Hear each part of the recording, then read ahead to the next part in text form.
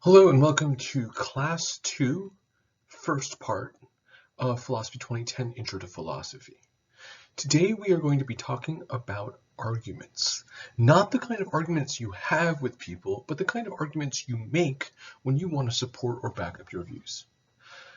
This class is absolutely essential for learning philosophical reasoning. So before we can actually get into the really great, interesting philosophical questions, we need to talk about method.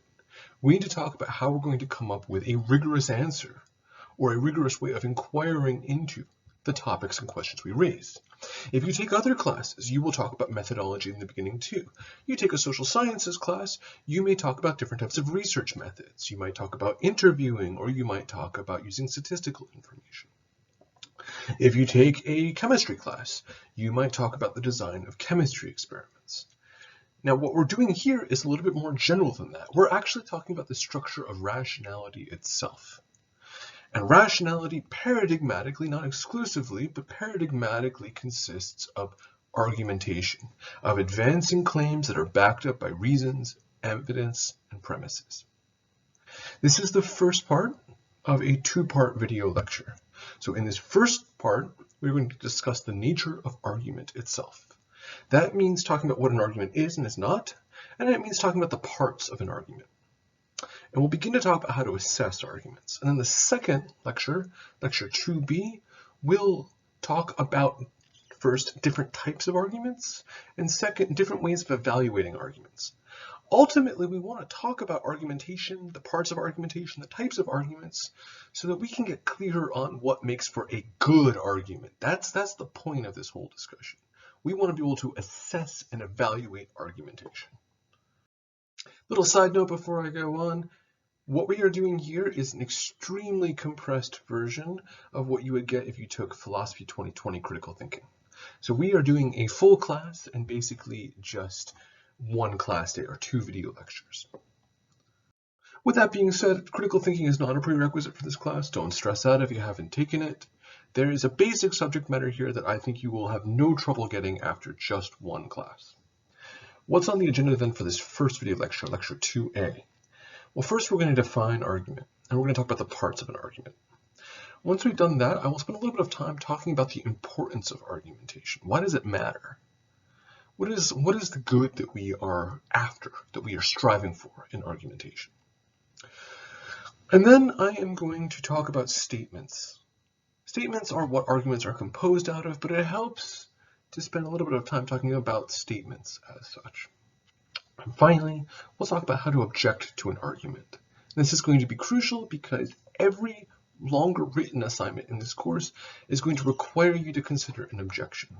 So you'll want to pay attention here. This final section on the agenda 4 is going to provide you with a lot of preparation and training for the written work in this class. So like most of our important words in English, the word argument is ambiguous. A word is ambiguous if it has multiple distinct but recognizable meanings to it. And the word argument is no different than, in that sense, from words like bank. If you think about the word bank, there's the place you go to deposit your money, and there's the edge of a river, or the edge of certain kinds of tables, or the edge of a road. These are very different meanings. The same thing holds for argument. I'm going to talk about that in a second. The meaning of the word argument that we're going to be stressing in this class is as follows, and I take this from the Oxford English Dictionary, which I discuss in the slides for lecture 1, for class 1, best dictionary out there for the English language. Here's the definition that we're using. A connected series of statements or reasons intended to establish a position. And I'll just leave it at that. I won't read the rest quite yet because the rest is a little bit stronger. So let me say that again. A connected series of statements or reasons intended to establish a position. So when you hear argument, you want to hear two things. An argument has two parts. Reasons or statements that have the function of establishing a position. So I want you to get thinking about this topic. I want you to recall some words that you probably have encountered before. Hopefully you have in your high school English class or your middle school English class. Words like thesis or position or conclusion. When we're talking about an argument, we're talking about something that has a position, that takes a stand, or that has a thesis. And a thesis or a position or a conclusion, these words are totally interchangeable for my purposes, is something you're trying to prove. It's a claim or statement that you are trying to convince other people of. You are trying to convince other people that it is true. And you do so by providing evidence or providing reasons or providing premises. The type of evidence, the type of reason, the type of premise might vary depending upon the type of topic you're talking about. If you're making an argument to the effect that The Shawshank Redemption is an extraordinarily overrated movie, or if you're making an argument to the effect that, Southern rap is superior to New York City rap, you're going to use one set of reasons. If you're making an argument to the effect that we should abolish the death penalty, or if your argument is that abortion is moral or immoral, you're going to invoke a different set of reasons. If you're trying to convince your friend to break up with their romantic partner, that's a different set of reasons entirely. But in each case, you're giving reasons. You have a conclusion and you're giving reasons. So these are the two parts of an argument. And this is the sense of argument that we use when we talk about making an argument or giving an argument, putting forward an argument, advancing an argument. These are all common English language expressions. If someone says to you, what's the argument for that? Or what's your argument here? That's what we're talking about. Okay, so this sense of the word argument is quite different from another very common way of using the word. As I said, the word is ambiguous.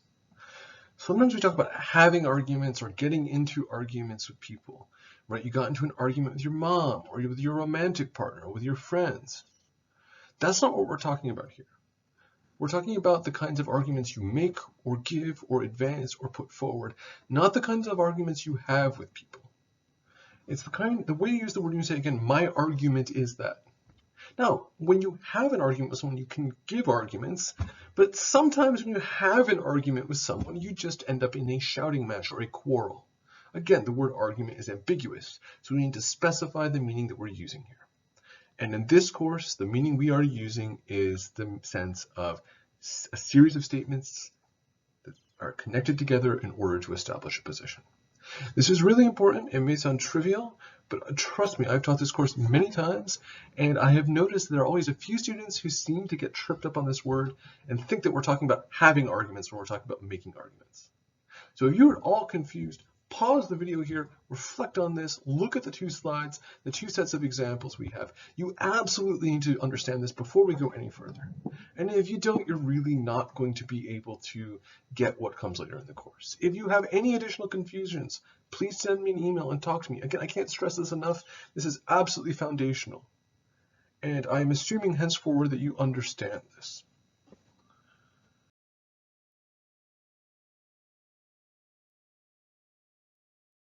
So a big part, as we're going to see, of philosophy is advancing arguments or making arguments. It's not the whole of philosophy. Another part of philosophy that we're going to encounter when we read Socrates, or rather Plato on Socrates, is asking questions.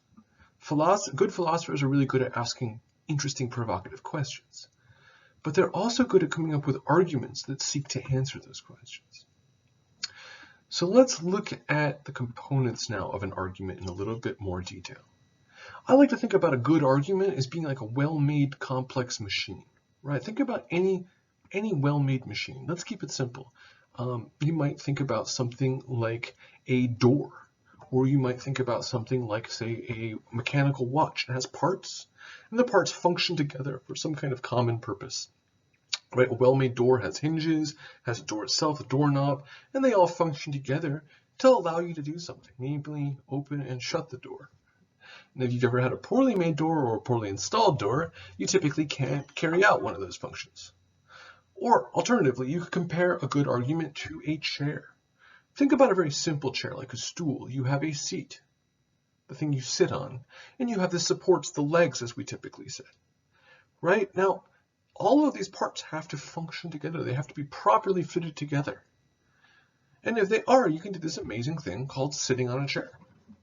If they're not, then various things might happen. The chair might wobble, or worse, the chair might collapse under you, which is awful, an awful experience to have. So the same thing holds with arguments. The central idea is that arguments have two components to them: what you're trying to prove, your thesis or your conclusion or your position, and your reasons for it, your statements.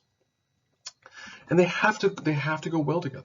Now, you can have poor arguments. A poorly made argument is still an argument, just as a poorly constructed chair is still a chair, right? You can look at a chair and say that's a chair, but it's a bad one. Same thing holds with an argument. You can say that's an argument, it's just a very bad argument. That's an important point to me. But, ideally what we want to learn is not just how to identify arguments, but how to make good ones. So now let's think about the parts. And the first thing to stress is that arguments are made out of statements. I'm going to talk about this more later, but you want to think of a statement as minimum as something like a sentence. That's really important. An argument, in other words, is not made up of individual terms. So if I ask you what your premises are and you say something like horse, or you say something like racism, that's not the kind of thing that could be a premise in an argument. It's not the kind of thing that could be a reason. Reasons take the form of statements. If your reason is, say, that racism can be institutional as well as individual, that is a possible premise. But if you just say racism, that's just a term. What are you saying about it? So when we talk about statements, we're talking about something that has a subject and a predicate. You say something about something else. And we have a connected series of statements. That means in an argument there are going to be at least two statements. That's a rule that always holds good. In an argument you will have a minimum of two statements. Usually more than that, but a minimum of two. So if you look at something that is clearly just a single statement, it is not an argument. The statements are connected, and they're connected in a special way. They're connected for the sake of establishing or showing or demonstrating or proving or leading to the conclusion that, and so on and so forth. So let me give you some examples of statements. The horse was stolen. That's a statement of a very simple factual nature. It already involves a certain kind of judgment. The horse was not just missing, but stolen. The horse was stolen. That could be a bit of evidence that you might use if you were reasoning about, say, what happened during a break-in. Here's another possible statement. This dog typically barks at strangers. Right, so here we are predicating something about something else. We have the dog, and we're saying something about the dog, or the horse, and we're saying something about the horse. Okay, so an argument is going to consist of multiple statements, at least two. And second, again, just going with the Oxford English Dictionary definition here, the point of connecting these statements, as I said, is to establish a position or prove something. We have various ways of talking about this in English. We can talk about proving, implying, establishing a conclusion, demonstrating, showing that, lending support to. I'm going to use these words all more or less as synonyms in this lecture. And then next lecture, I'll tell you how they're all a little bit different from one another. The basic idea here, though, is that sometimes when you're reasoning, you want to offer a justification or evidence or reasons for what you think. Okay, now I'm going to give you some technical terms. These are really important. So just as I said earlier, that from henceforth in this class, I'm going to assume that you understand the distinction between making an argument and having an argument. From here on after, I'm going to assume that you understand the distinction between conclusions and premises. So I'm going to be using this language, I'm going to be using this jargon, and I'm not going to explain it again. It's absolutely essential then that you write this down in your notes and that you try to understand it. When we're talking about the different statements that make up an argument, and again, an argument is composed of multiple statements, not just one, we are going to divide those statements into two camps, two columns, if you will, however you want to sort them. First of all, there's going to be the conclusion. Now, the conclusion, when we're talking logically, can come anywhere in what you're reading or hearing. People sometimes state their conclusion first, sometimes last, sometimes in the middle. Okay? So from a logical perspective, the conclusion can come anywhere in what you're hearing or reading. This is also what is sometimes called the thesis or the position. And the conclusion is precisely what you're trying to prove or show or imply or establish. Now, typically, in a simple argument, the conclusion is going to consist of one statement, one simple statement. In a more complex argument, you might be trying to prove multiple conclusions. But we're going to keep this simple here and just stick with simple arguments for the time being. So in a simple argument, your conclusion is going to be just one statement. And then your premises, and that's everything else. The premises are the reasons, the evidence, the justifications. These are the claims, the statements that you put forward to support the conclusion. You're going to need at least one of these. But well-made arguments typically have at least two, I will say. That's a generalization. But by and large, most of the well-made arguments you're going to encounter out there are going to have at least two, if not more, premises, and then one conclusion. Few other notes here. So these are simple arguments I'm talking about, but you can make complex arguments. Complex arguments are arguments that often have multiple premises, and they may have what we call sub-arguments. Right, so what can happen sometimes in a very long argument, if you're, say, arguing for something that's quite complicated or requires a lot of justification, you might have premises that are themselves the conclusions to sub-arguments. In other words, you might offer an argument for your premises as well. You can nest your arguments within each other.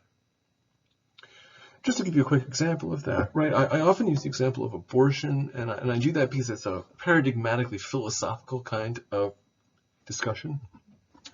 So some people believe that abortion is immoral, and they believe it's immoral for the following reason. Now, there are many reasons you could think abortion is immoral, right? So this is where argumentation comes in.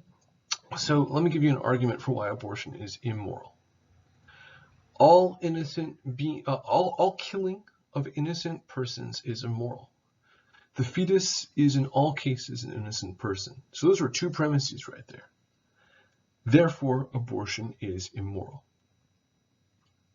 Right, so what we have here is an attempt to show that abortion is immoral by way of saying what kind of thing it is, killing of an innocent person.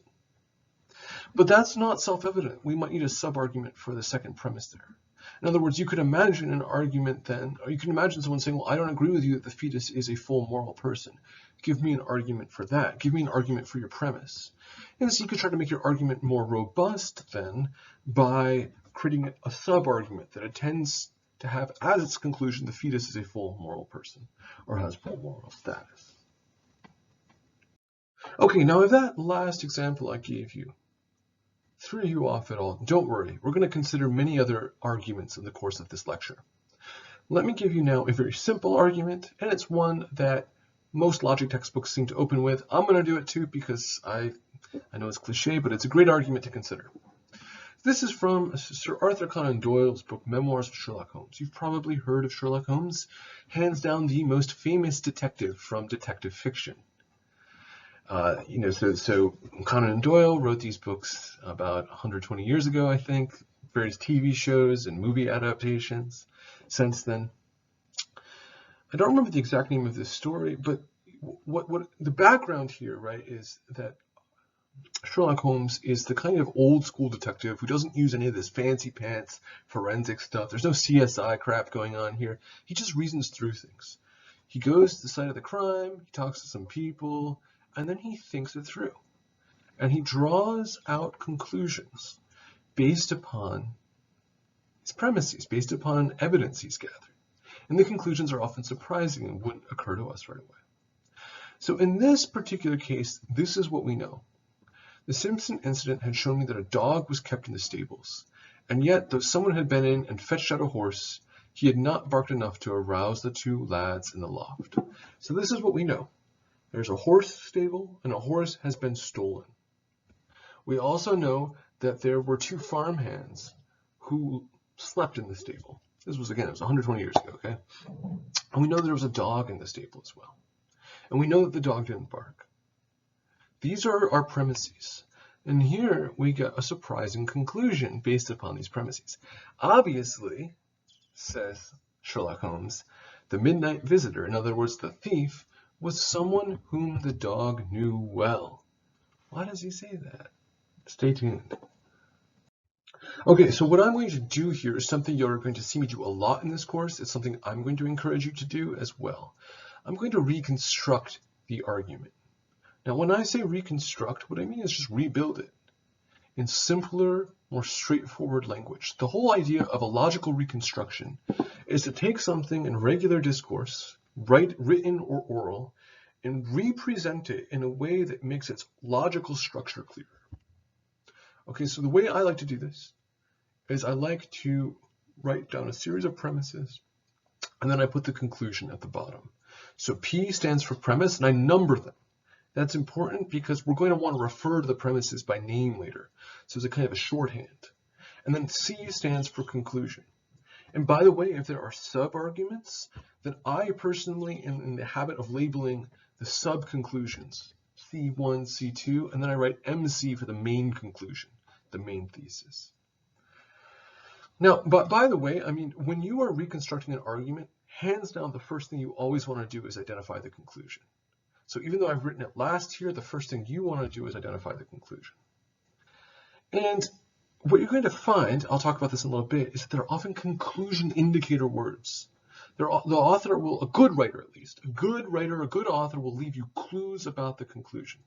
Because good writing in general is all about signposting your logical structure. So this word obviously is like a little signpost when you're driving down the highway, exit here, right? That's what that word obviously means there. So the conclusion is the thief was someone the dog knew well. Okay, and that's really helpful, right? If we can narrow down the possible suspects to someone who knew the dog well, we've just eliminated a whole bunch of possible suspects, right? How do we get there? How do we get from A to B?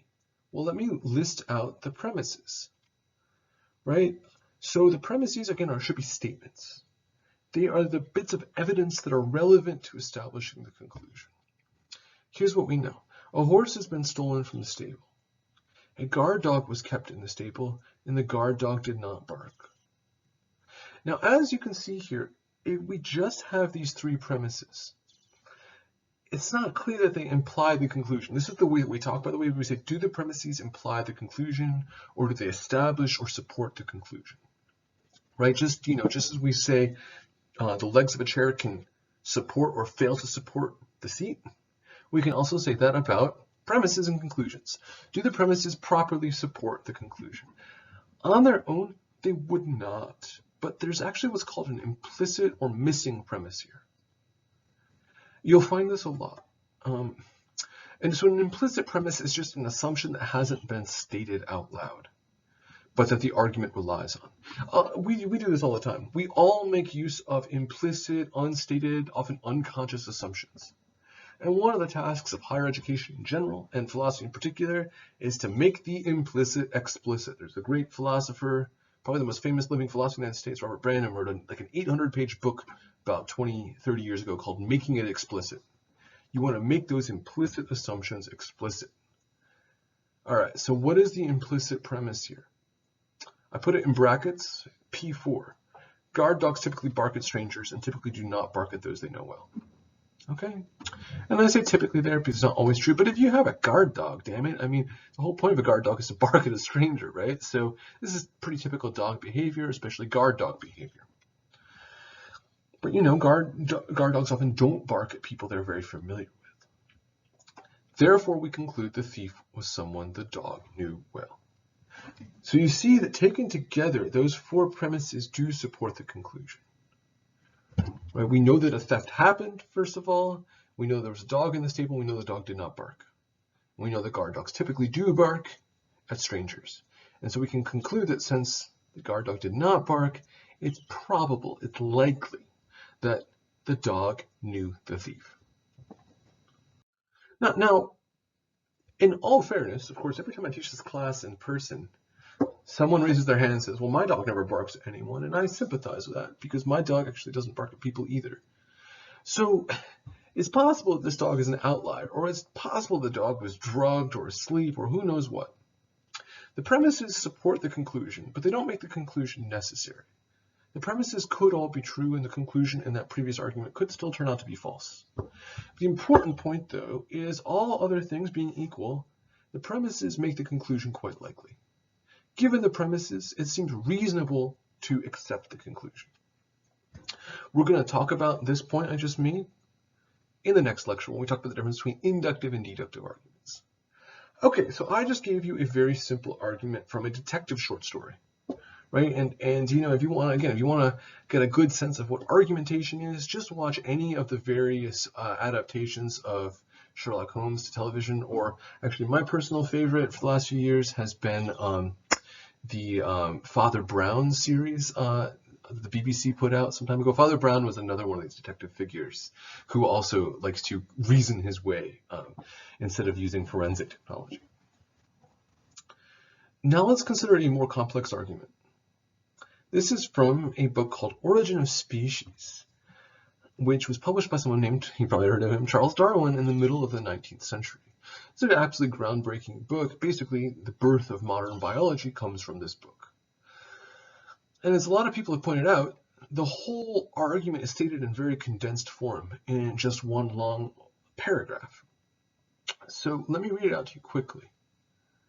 If, during the long course of ages and under varying conditions of life, organic beings vary at all in the several, in other words, distinct parts of their organization, and I think this cannot be disputed, and if there be, owing to the high geometrical powers of increase of each species, in other words, the tendency for living beings to procreate, at some season, age, or year, a severe struggle for life, and this certainly cannot be disputed, then, considering the infinite complexity of the relations of all organic beings to each other, and blah, blah, blah, I think it would be a most extraordinary fact if no variation ever had occurred, useful to each being's welfare.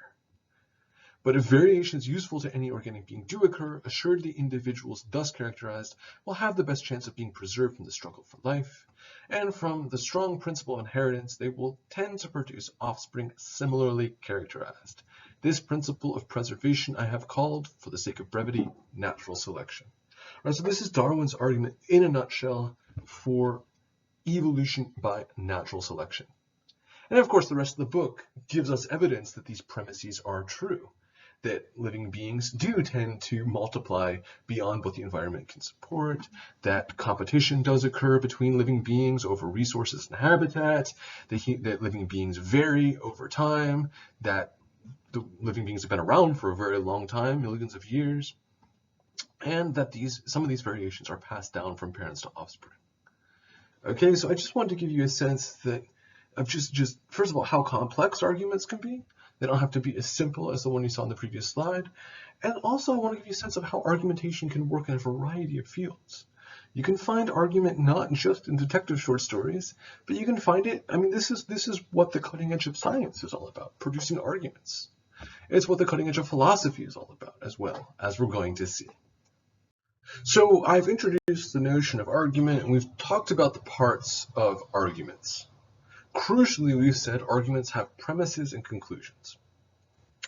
And the skills you really want to focus on developing today are as follows. Recognizing arguments. Am I looking at an argument or am I looking at something else? Because people use language to do other things than arguments, right? You can tell a joke, for example. That's not an argument. You can ask a question. That's not an argument.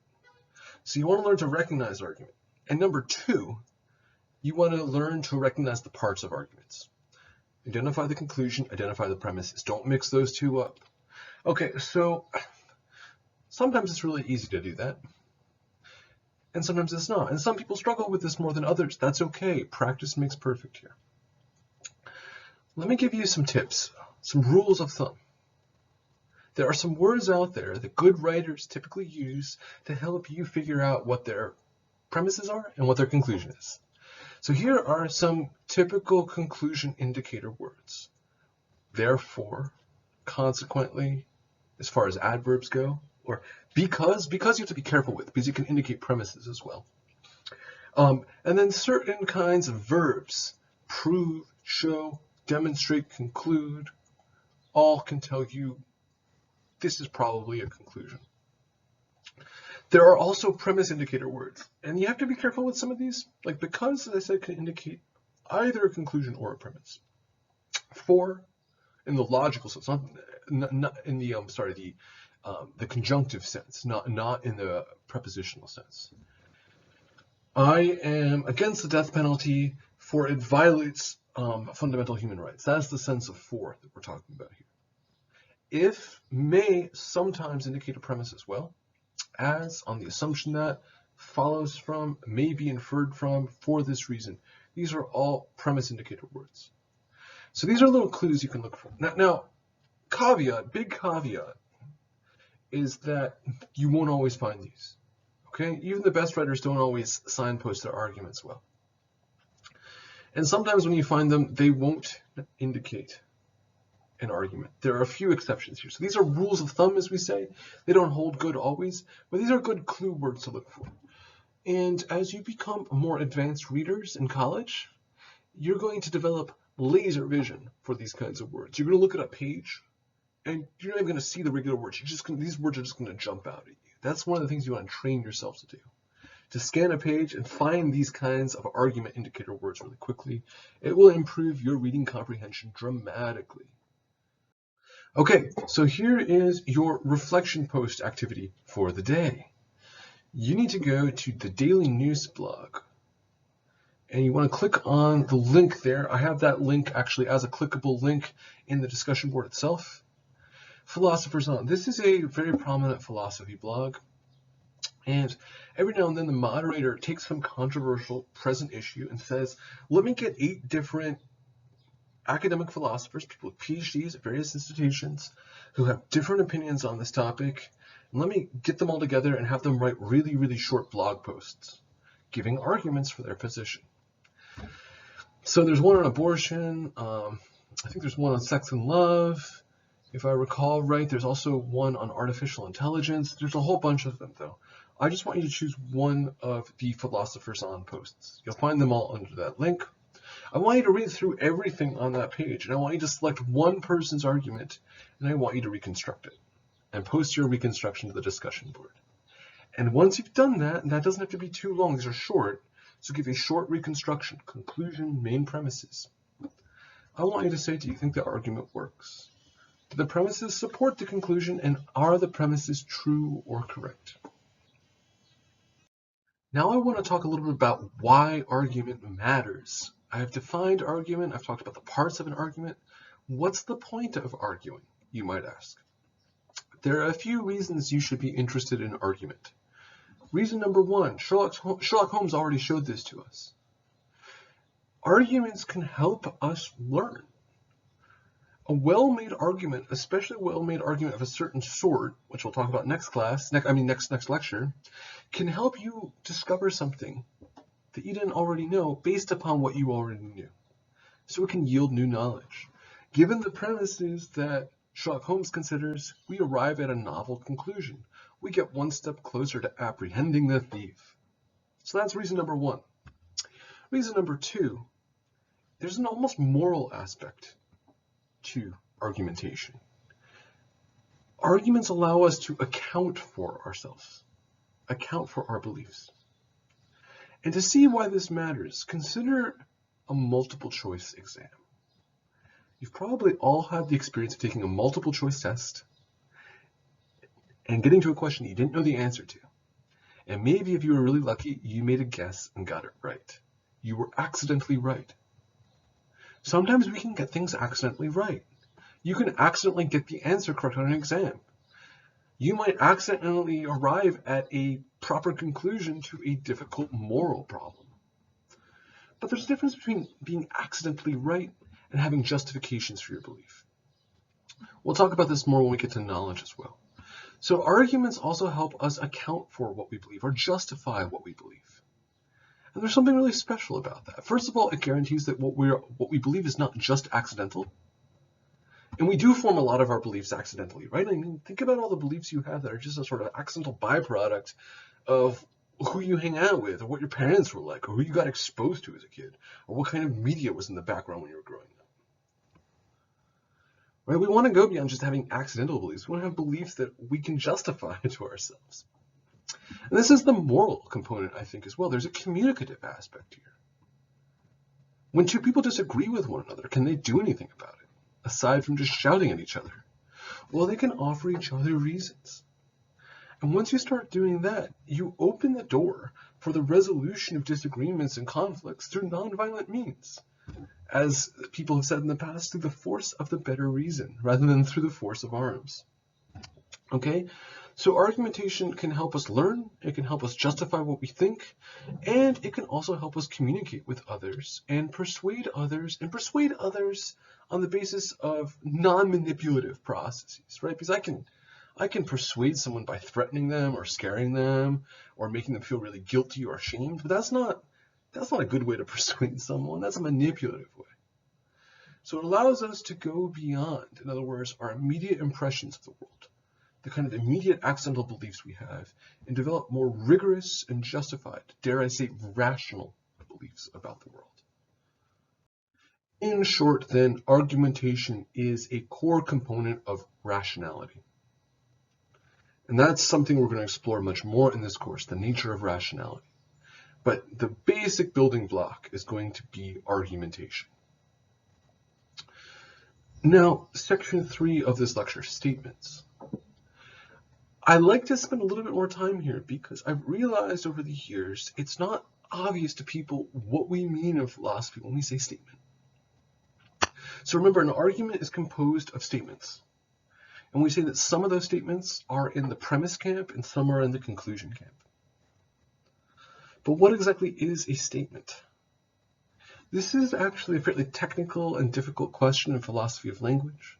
You don't need to worry about that though, because I'm going to give you a really rough and ready definition. I'm going to give you a definition you can use for intro-level philosophy classes. So if you get really inspired after this class and take higher level philosophy classes, you might say to yourself, wow, what Dr. Feldman told me really wasn't the right definition of statement. Yeah, sorry about that. I have to simplify things a little bit here to make this work. Right, so we can think of a statement as basically being the smallest unit of truth or falsity. What I mean by that is a statement is the kind of linguistic expression that can be true or false. Think about this. Some things you say cannot be true or false. Let me give you an example. Man. Is that true? Is that false? No. It can't be true or false. On its own, it's just what we call a term. It's a word. It expresses a category or a class of human beings, but it's not true or false. But if I say all men, or why don't I say all human beings to be less gendered? If I say all human beings are mortal, that is the kind of thing that could be true or false. I'm saying something about a class of human beings, or a class of beings that are human beings, and I'm saying of those human beings, they are all going to die someday. They are all mortal. Sorry to depress you as you're watching this lecture, but that is the truth of the human condition. Okay, so that sentence is in fact true. Whereas if I just said human beings, it would be neither true nor false. So statements are the smallest unit of linguistic expression that can be true or false. Paradigmatically, we're talking about declarative sentences then, if you're thinking about this from a grammatical perspective. Now, you might just be thinking to yourself, why not just say sentence then? Okay, a statement's not a single word, but why not just say a sentence? Well, the problem is that not all sentences are statements, because there are sentences out there that are complete sentences from a grammatical point of view, but that do not have a truth value to them. They could not be true or false. That's what I mean when I say truth value. Let me give you an example. Are you going to the store today? That's a sentence, right? Are you going to the store today? That's a sentence. It's a question, though. It doesn't have a truth value. The answer might have a truth value, but it itself does not have a truth value. Is the cat lying on the mat? No truth value there. Questions can't be true or false. They can be poorly constructed. They can be confusing, but they can't be true or false. Is the cat on the mat? No truth value. The cat is on the mat. That has a truth value. It can be true or false. Okay, so again, let me say this one more time. A statement is the smallest unit of language, a linguistic expression that has a truth value. It can be true or false. Let me give you some examples of sentences that are not statements. Questions, just talked about that. Promises are sort of like statements, but not exactly. Orders, another good example. Get over here. That can't be true or false. It can be poorly timed. It can be inappropriate. You can give an inappropriate order, right? If you're a private in the military and you say, get the hell out of my sight to your commanding officer, that's probably going to have negative consequences for you, but it can't be true or false. You can threaten someone, you can warn them, you can apologize. We can do so many great things with language. Don't forget about those. But they just don't have a big role to play in most arguments because they're not statements. And statements have parts too. You can see where this is going, right? We're just analyzing our way down. We go from argument, we say arguments are made up of statements, and now we're saying here's what statements are made of. Subjects and predicates. These are probably words you learned in grammar in middle school or high school. In logic, we use the words subject and predicate in a slightly different sense. So when I say subject, I mean what we're talking about. A statement paradigmatically says something about something else, or we can say it states, that's what we call a statement. It states something about something else. It states something about something. Well, what we're talking about is the subject, and what we're saying about it is the predicate. We can also call that predicating something of the subject, or asserting something of the subject. So the simple form then uses the verb to be, is or are. This is the very simplest way of thinking about statements. For example, all human beings are mortal. That's the example I gave you earlier. Human beings there is the subject. I included all. All is actually technically a quantifier word. Don't worry about that. Human beings is the subject, what we're talking about, and mortal is the predicate. So again, on its own, the word human beings can't be true or false. But when I bring it into a statement and I bind it together with a predicate, then this can be true or false. All human beings are mortal. That, in fact, is true. If I said all human beings are immortal, it would be false. And when we want to make things more complicated, we can use other verbs like do, for example, or did. The dog did not bark. So of the dog, we are saying that it did not bark. In this case, the dog is the subject and did not bark is the predicate. Okay, and here's where it gets a little bit more complicated. So again, you want to think of the statement as a logical entity rather than a grammatical being. And that means that sometimes a single sentence can contain multiple statements. So you want to just, the way you do this is you ask yourself, what's the smallest unit or set of units in here that on its own could be true or false? That's the test you apply. Consider the following sentences. Given that the town where I grew up had 3 independent bagel shops within a block of each other, it can be surmised that people there really liked their bagels. This is one sentence, 2 statements. The first statement, the town where I grew up had 3 independent bagel shops within a block of each other. Why is that a statement? Well, on its own, it could be true or false. It is true, actually. This is the true story about me. I grew up in a place that really likes bagels. New Jersey, as it turns out. Right, so that first part of the sentence is a statement on its own. It can be surmised that people there really like their bagels. Now, it can be surmised that is another conclusion indicating expression. Surmise is just a fancy word for discerned or concluded. People in my hometown really like their bagels. That could be true or false. It might not be easy to establish whether it's true or false, but it's the kind of thing that could be true or false. It could be the case that people in the town I grew up in really do like bagels. It could be the case that they don't. Who knows these days with all the gentrification that's happened. Okay, second example. Because the dog didn't bark, the thief was probably someone it knew. Again, 2 statements here. You can probably figure that out on your own. And here's another one. Since all humans are mortal, and since Socrates is a human, Socrates must be mortal. That's 3 statements in one sentence. And I'll let you think about what those 3 statements are. Feel free to pause the video if this is not immediately clear to you. Okay, so we've talked about compound sentences. Now I want to talk about compound statements. These are statements that look as though they consist of multiple statements, but for logical purposes, we should treat them as a single statement. In other words, we should treat the whole unit as if it is either true or false. If you've done any computer programming, this will be very familiar to you because basic computer programming is entirely founded on formal logic. So let me give you an example here. Conditional statements. These are statements that use if and then words. If you buy our product, then you will not be disappointed. We can treat the whole sentence here. That's the point. We can treat it as one truth unit. Did you buy our product? Yes, I did. I bought the product. That could be true or false.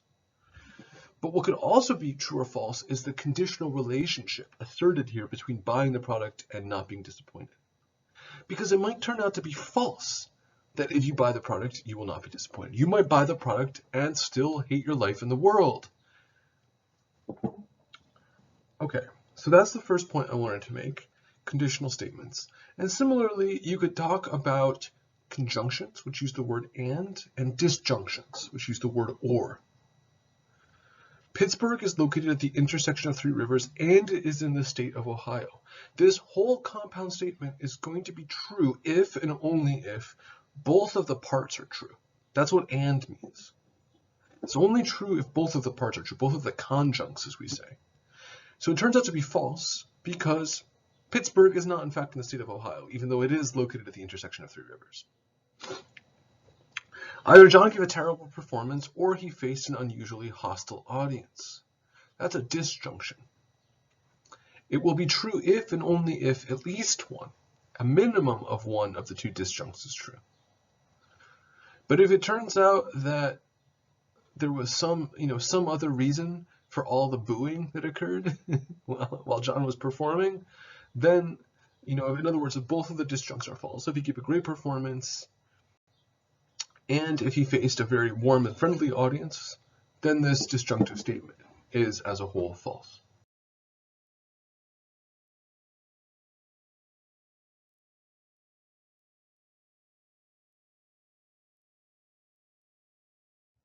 Okay, so we've talked about statements. Now, if that last bit about compound statements confused you, do not worry, do not fear. We will be coming back to that point in the next lecture, Lecture 2b. Now I want to talk about objections. This is the last part of this first lecture for today. We've talked about arguments, we've talked about what arguments are made out of, we've talked about why arguments matter. A final skill you want to develop is to learn how to object to arguments. And the reason you want to be able to object to arguments is you want to be able to think about people who might disagree with you. You want to be able to think about possible weaknesses for your argument. You want, in short, to have that kind of critical distance from your own views that allows you to say, maybe I am in fact wrong. Or even if I'm right, here's how a reasonable person might disagree with me. And here's how I might try to produce a rational, strong, well-argued response to them. Right, so we are all aware that people disagree with us. You've probably gotten into disagreements with people before. You've probably had some very unproductive disagreements, and we call those having an argument with people. But when you make an argument, when you advance an argument well, you will typically do so in a space where it is at very least controversial. In fact, the most interesting arguments you can put forward are controversial. So you're going to want to think about how reasonable, well-informed, well-intentioned people might nevertheless disagree with you, and you're going to want to think about why they would. What would their reasons be? Emphasis here on the reasons again. Let me give you three different expressions here. Objection, refutation, and expression of an alternative view. I'm going to distinguish between these a lot, and I'm going to expect you to understand this. Something you might find me writing on your paper, for example, is this isn't really an objection. This is merely an alternative view. So when we think about the possible space of rational disagreement, an objection is simply a strong reason to think that the argument might be wrong, that the argument might not work. Okay? It's just a strong point of doubt. You've found some reason to suspect the argument. You haven't necessarily disproven the argument, though. That's a refutation. So a refutation is much stronger than an objection. To refute an argument is to prove it's contradictory. You refute an argument for the claim that abortion is immoral by proving or showing or arguing for the claim that abortion is not immoral.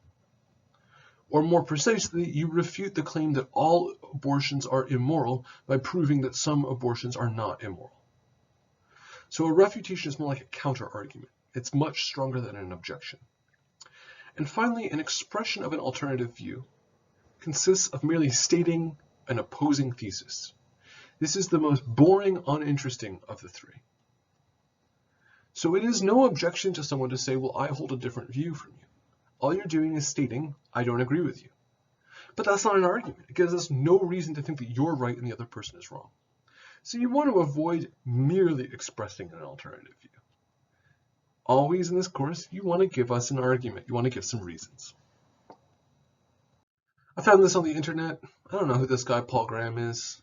I don't think this is perfect, but it's a helpful pyramid. Apparently this guy thought that he could help improve debates and discussions on internet discussion forums by using this pyramid. I sadly think, practically 15 years later, this hasn't borne out. But, if you've ever spent any time reading the comments section on a news article, or if you've ever gotten into a disagreement with someone on Facebook or Twitter or what have you, you probably know that there are some disagreements that kind of go like the very bottom of the period, just name calling. You're an idiot. But there are more serious ways to express a disagreement with someone, where you don't just try to insult them, you try to convince them, rationally persuade them by giving reasons they could accept themselves, that they take seriously, that their position might not be well-founded. And that's what we want to be doing in this course. We want to be moving up this pyramid, if you will. Okay. Let me give you some examples of merely expressing an alternative view without giving an argument. And I'm saying again, this is what you don't want to do in this course. You want to avoid this. Epicurus, who was an ancient Greek philosopher, sadly very few of his works survived to the present, but he was an early atomist philosopher, kind of a predecessor of the modern natural scientific worldview. Epicurus argues that we should not fear death, for when we die, we die. That's it, we cease to exist, and therefore we have no need to worry about what happens in the afterlife. That is basically Epicurus' position, by the way. Here comes the alternative view. As a Christian, I disagree. I believe we have an immortal soul. So this person is correct about something. There is a fundamental tension between the Epicurean point of view and the Christian one. Christians are much closer to the philosopher Plato, from whom they borrowed many of their ideas, in fact, who also argued that we have a soul that survives after death, whereas Epicurus totally rejects that picture. But this isn't an objection at all. It's just a statement of an alternative view. At this point, we have Epicurus' argument, and we have your viewpoint. We have no reason to prefer yours to his. All we know is you disagree. So this is boring, it's uninteresting, it's unproductive. But if you can give us a reason to think that Epicurus might be wrong, then we're getting somewhere. For Descartes and Plato, the source of all genuine knowledge must come from a power of reason that lies beyond sensory experience. This is silly. We have no cognitive powers aside from those rooted in the senses. Again, this person is just saying, Plato and Descartes think this, and I think this. Well, why do you think it?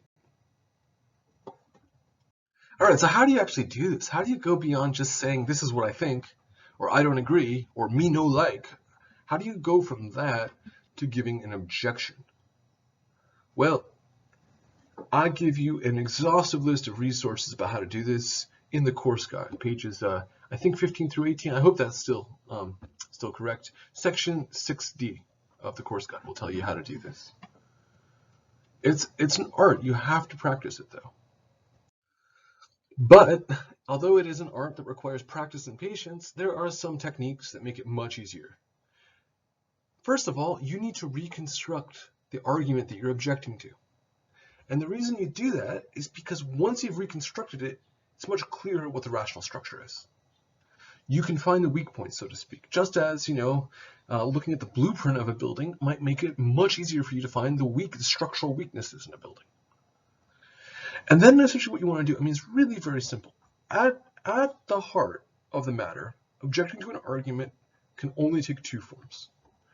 Either you contend that one of the premises is false, or you contend that the premises, even if true, would not support the conclusion. Those are the two ways you do it. In other words, you say one of your assumptions is false, or one of your pieces of evidence is false, or you say your evidence doesn't actually demonstrate the conclusion. It just demonstrates something else. So let me give you an example. Going back to that Sherlock Holmes scenario again. Right, we said that there was an implicit premise, P4.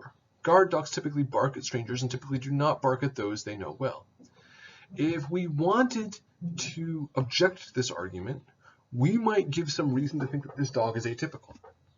If it turns out that this dog is like my dog, Henry, a big lover of people, someone, my dog is 90 pounds, he looks super aggressive and fearsome, but he's like the most loving, sweet Rottweiler German Shepherd mix out there. He just wants to go up and nuzzle you.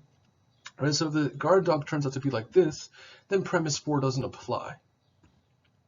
Right, so in this case, we could object to a premise, or we could say that one of the premises is potentially false or inapplicable.